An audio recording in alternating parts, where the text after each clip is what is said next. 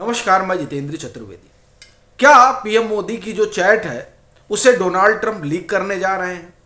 दूसरा सवाल इस बात से जुड़ा हुआ है कि ये जो 27 देशों ने मोर्चा खोला है उसके पीछे की कहानी क्या है, और ये जो मोर्चेबंदी है वो सीधे तौर पर किसी और के खिलाफ नहीं बल्कि उनके खिलाफ है जो खुद को दुनिया की महाशक्ति कहते हैं।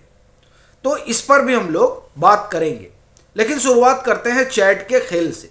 ये इसलिए चूंकि दुनिया की डिप्लोमेसी में पहली बार हुआ जब डोनाल्ड ट्रंप ने फ्रांस के राष्ट्रपति का चैट जो है वो सार्वजनिक किया। जब दो राष्ट्राध्यक्ष बात करते हैं तो उसमें कई सारी चीजें जो होती हैं वो निजी तौर पर भरोसे के आधार पर बताई जाती हैं, लेकिन जिस तरह से बिलो द बेल्ट वार कर रहे हैं ट्रंप, उसके बाद से यह प्रश्न उठना लाजमी है। अब फ्रांस के राष्ट्रपति की चैट उन्होंने क्यों लीक की? उनसे नाराज थे। किस बात पर नाराज थे? दो चीज, एक तो ग्रीनलैंड पे वो अमेरिका के साथ नहीं खड़े हैं, दूसरा जो ठेका अमेरिका को मिलना चाहिए था यानी F-35 को, वो ठेका जो है रफाल को मिल गया और 114 जो है भारत खरीद रहा है। तो ऐसी परिस्थिति में आग बबूला होना सहज हो जाता है ट्रंप जैसे राजनेता का। कमोबेश वही स्थिति उनकी प्रधानमंत्री नरेंद्र मोदी के साथ भी है। वो पीएम से नाराज तो है और नाराजगी के कारण है। अभी नोबल को लेकर जिस तरह से वो एक तरह से कहा जाए कि दिखाई दे रहे हैं, उसकी मानगी ये है कि नॉर्वे को उन्होंने धमकाया कि तुमने तो हमको नोबल पुरस्कार दिया नहीं तो मैं शांति क्यों बनाए रखूं। पीएम ने भी नोबेल पुरस्कार के लिए डोनाल्ड ट्रंप का नाम रिकमेंड नहीं किया था।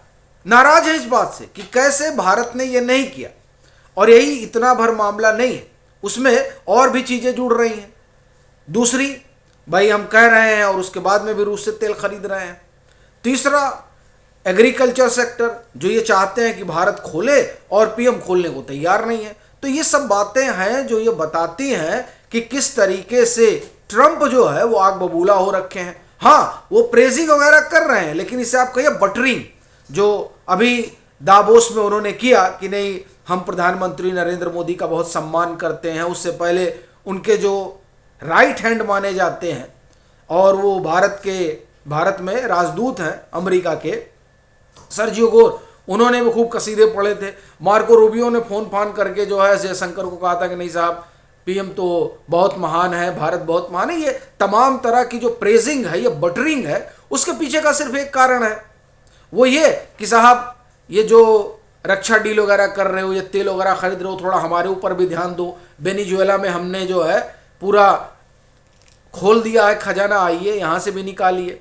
ये उसके लिए प्रेजिंग हो रही है। प्रेजिंग इसके लिए हो रही है कि जिस तरीके से आप लोग डॉलर के पीछे पड़े हैं वो मत पड़िए। ये इस वजह से ये तमाम चीजें हो रही हैं। अब वो जो चाहते हैं वो अभी भी पीएम करने को तैयार नहीं है। तो इसलिए ये सवाल उठ रहा है कि जो व्यक्ति एक पुरस्कार नहीं मिलता है तो वो तिरस्कार पे उतर आता है और पूरी दुनिया को तीसरे विश्व युद्ध की तरफ धकेलने को आतुर है। वो शख्स पीएम जो कर रहे हैं, और ये देखिए ये डिप्लोमेटिकली ठीक है, क्योंकि अगर जो ट्रंप चाहता है वो पीएम करें तो यही हो जाएगा ना कि साहब आ गए घुटनों पे, यानी भारत ने घुटने टेक दिए। ये भारत की संप्रभुता का मसला है। और देखिए संप्रभुता बस वहीं तक सीमित नहीं है जहां तक हमारी सीमा है। जहां तक हम डिसीजन लेते हैं उस डिसीजन का भी सीधा मायने यह है कि वह भी हमारी संप्रभुता के दायरे में आता है।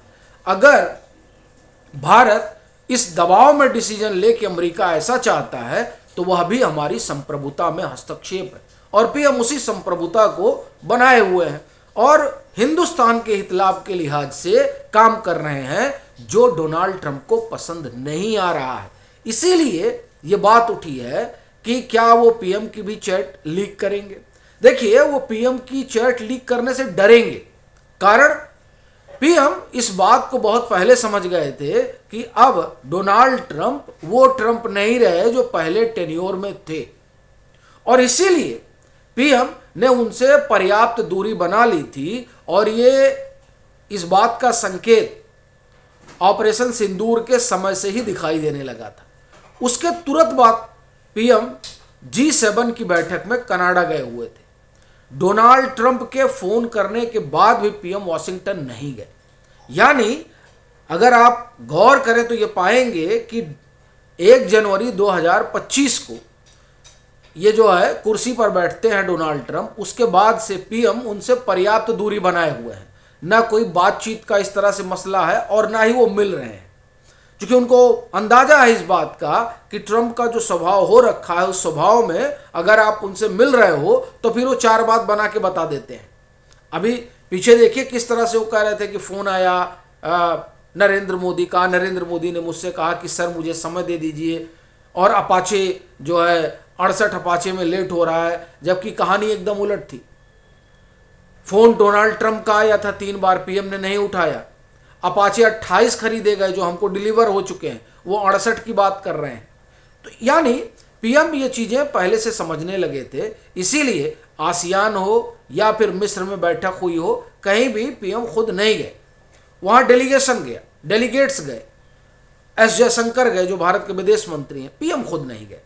तो इसलिए उनके पास चैट तो कोई होगी नहीं, ये साफ जाहिर है, क्योंकि पीएम डिप्लोमेसी को इतना समझते हैं कि किसके साथ किस तरीके का व्यवहार करना चाहिए। यही कारण है कि ट्रंप जो एक ही झुंझुना बजा रहे हैं कि सीज़फायर हमने करवाया, सीज़फायर हमने करवाया।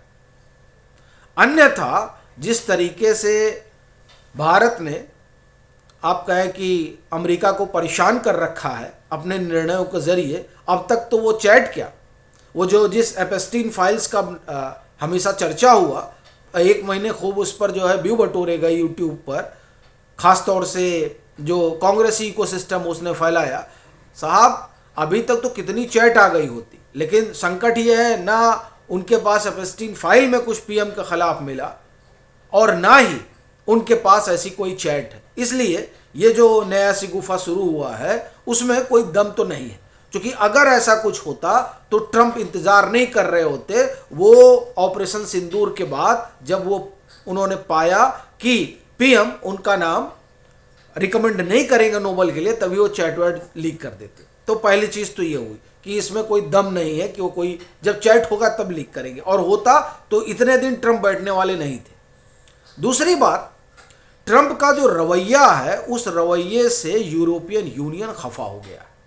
27 देशों का ये संगठन है और ये सबसे बड़ा, आप एक तरह से कहें कि व्यापारिक ब्लॉक है, और इसने तय किया है कि हम ट्रेड डील जो है वो अमेरिका के साथ जो होनी है उसको होल्ड करेंगे और भारत के साथ जा रहे हैं।